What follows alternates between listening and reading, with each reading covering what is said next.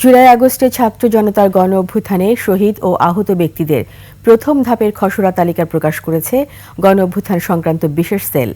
এ তালিকায় 858 জন শহীদের নাম এবং আহতদের তালিকায় 11,551 জনের নাম প্রকাশ করা হয়েছে।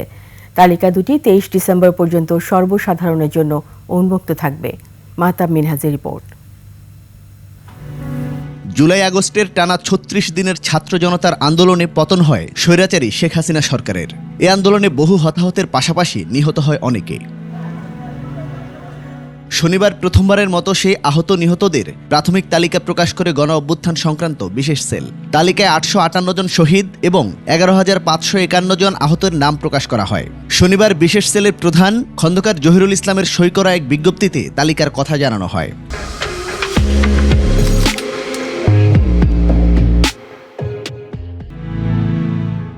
জুলাই আগস্টের ছাত্র জনতার অভ্যুত্থানে শহীদ এবং আহত ব্যক্তিদের তালিকা চূড়ান্ত করার লক্ষ্যে প্রথম ধাপের খসড়া তালিকা প্রকাশ করা হয়েছে বলে বিজ্ঞপ্তিতে বলা হয়।